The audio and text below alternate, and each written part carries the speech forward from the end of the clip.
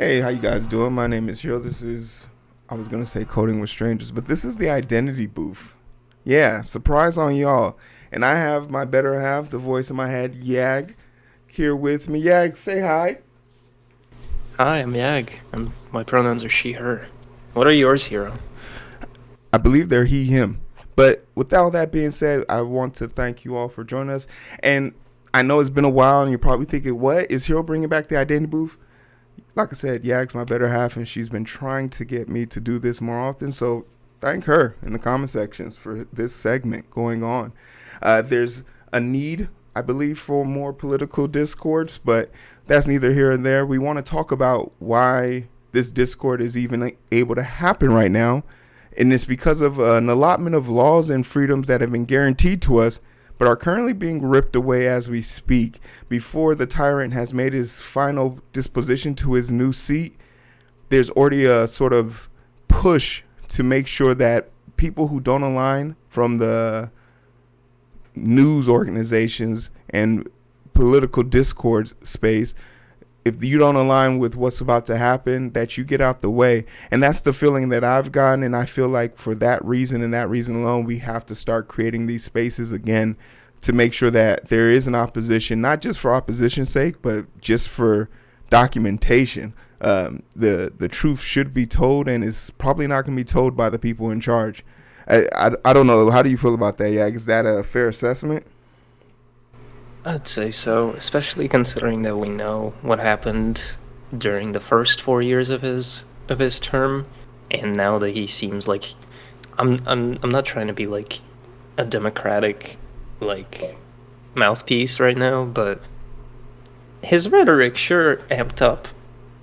So No, for sure. You corner a beast like him, and he'll do some animalistic ass shit. So we want to talk, starting off, just a story about how the House was able to pass a bill that would be supporting to protect journalists, and not only just journalists, but protect their sources so people can speak in anonymity, and a host of other things that journalists grant certain people when they're speaking to the press, the public, about in the favor of the public's interest. These protections might be going away, and very quickly you say to yourself, but wait, Hero, don't we have laws to like stop that? Or don't we have things that we do to make sure?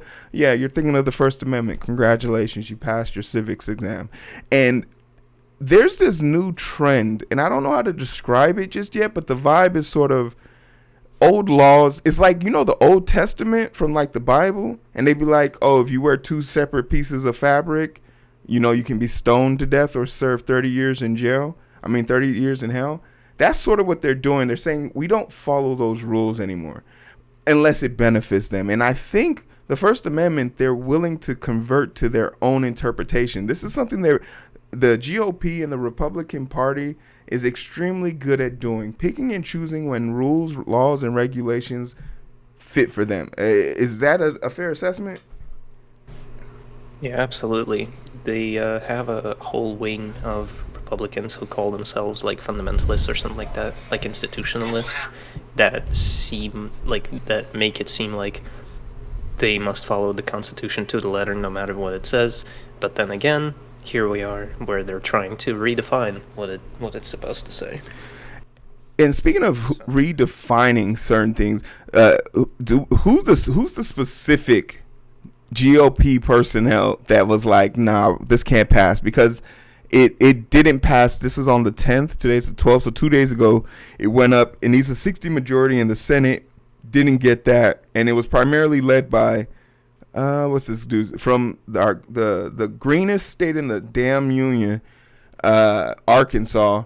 Tom Cotton's GOP senator objectively blocked this. It says in the article, any single senator has the power to halt a bill put forward by a unanimous consent request. There's a part of me that also feels like when Chuck Schumer brought this to the floor, he shouldn't have come looking to get a unanimous consent. He knows he would need 60. It seems like it wasn't even argued in good faith. This seems, with that in mind, and just so everyone who's not fully aware, whenever you bring something to the floor with unanimous consent, that's sort of done usually in emergency cases. Seeing as how this is part of the First Amendment, and there are a host of other laws, and there's been trials and tribulations that have gone into this, like Supreme Court affirmations and things of that nature, the GOP could very simply say we're not dealing with this because we don't want to give the Democrats a win. And this is sort of what the issue has always been for me as far as dealing with Democrats, is they constantly go for the glitz and glam instead of like the hardcore facts. Because if we're talking about things that need to be protected, the primary focus of this bill should have been to protect journalists' sources. That hasn't been as extraneously stressed as other parts of the First Amendment in protection of journalists and things of that nature, right? That's the specific thing we want to kind of protect. But they decided to dress it up with the First Amendment, press's ability to talk about that and stuff of that nature. You know, the people who keep them on TV. Is there anything about this is anything else about this feel scummy to you, like not authentic, I would say? So I have no love for Chuck Schumer, obviously, and I think it is a bit cynical that they are trying to present this as a First Amendment kind of thing. They're trying to appeal to like Republicans, right? Yeah. Which, as we have seen with the recent election, doesn't really seem to work. What? You guys still don't like us? You guys still don't like us? Exactly, and like framing it as that, I feel like has just been a massive blow, and it always will be, by the way. Just so you know, like, you can't out-Republican the Republicans, because why would anyone choose to be the diet Republican version when they have the real thing right there, right? And the consequences of that we're already seeing with 404 Media and Independent Media Org is already being subpoenaed by Ken Paxton of Texas, the Texas Attorney General, because they did a story on Google, on the Google privacy incident, that they have a database that was leaked to them under condition of anonymity of sources, and Ken Paxton wants all that released to them, which I don't think that anyone really wants media to be like an arm of the state. Well, it takes... So, go ahead. No, I was just gonna say, like, it's pretty fucking scary. Yeah, it's one of the more diabolical situations, because usually the easiest way to a very recent example we could use is Matt Gaetz. I honestly believe Matt Gaetz being nominated for Attorney General was mostly a hoax, but it was pressure from the media that really put his story up in front so that people would know that, hey, this guy used to talk to 17-year-olds. This guy used to bang 17-year-olds in his late 30s. Like, he's a monster.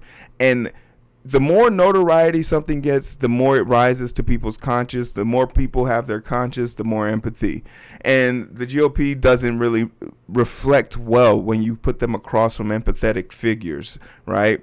So they have to use brute force to get their way. In a situation where someone speaking on the behalf or to better a group of people can't do that anymore, that's dangerous. Like, the not having the ability to speak freely to the press, or the press to speak freely about our elected officials. We're allowed to make a mockery of them. That's why I can say, go fuck Donald Trump. I can say that and not have people knocking on my door. Right? Obviously, you can't incite violence, but part of having free speech is understanding the lengths and limits that people can go to, and they're making it very clear that they don't want to present equal lengths here. They don't want to be touched. They want their cake and eat it too, and they didn't even buy 2 cakes, no receipt or anything. It's just, that's the clown show we're kind of dealing with. It's the hypocrisy, and I think that's what we have to do as a collective group, like me, you, Yak, the whole entire part. We have to continue to document these slow grabs towards a fascist regime trying to gain power in a republic that's struggling. Honestly, after this election, I don't really see what the focus is here. Like, what's the end game? Yeah, and to come back to the bill a little bit, it is interesting that it passed the House with bipartisan consent, if you will. Mm-hmm. It was co-sponsored by, of all people, Mm. hold on. Yeah, it was co-sponsored by Lindsey Graham Mm-hmm. and Mike Lee of Utah. So you know that if Lindsey Graham is sponsoring a press bill, you know that even Republicans want this. So Lindsey Oh, Graham is an interesting figure in his own right yeah. because, you know, he flip-flops on Trump all the time. Yeah. But But also, if Lindsey he Graham is co-sponsored this, yeah, Lindsey Graham's a TV yeah, guy. He loves his TV. Yeah. Lindsey Graham loves being on TV. So I could see him want. Lindsey Graham is a snitch. He's a rat. Yeah. Like he'll take news he's got and he gives it to people. So Lindsey Graham wants to protect himself because if you give Lindsey Graham's name to the inside group, then they'll know that he's the rat. That's even though that's everyone the already knows joke. he's the rat. Everyone It's not- knows he's the rat. Exactly. But of course he's gonna go for this. Yeah. That's great. But the fact that Tom Cotton blocked it, which I kind of expected, which again, Schumer should not have asked for unanimous consent. He should have just fought for the bill, which I feel like is something that Democrats have kind of like just given up on at this point. Because they have to show that they're working without working hard. Like it's like buying a shaker for your mouse at work. Like you don't have shit to do. You lost already. You lost. So now you got to just pretend for the next month or a half that you're trying. And for the next 4 years you have to put up this lukewarm excuse for trying. And that's what really irritates me. It's more of the same. They literally got their teeth punched out and they're still trying to eat rocks. It's crazy. Yeah. But I mean, that's pretty much all I have here unless there's anything you got. Yeah, you want to throw in there? No, just everything sucks. Everything sucks. The world's on fire. Make sure you pay your bills on time. But this has been just a little quick jab, a little segment to talk about the political sphere as we know it. If you like what we got going on, let Yag continue to be the voice of reason. Tell her to tell me to keep doing this. The Identity Booth. Like, share, and subscribe. We're like 50 followers away from 1,000. I don't know. Come on. Let's make it happen. Maybe we can get this partnered. I'll see you guys on the other side. Okay, bye.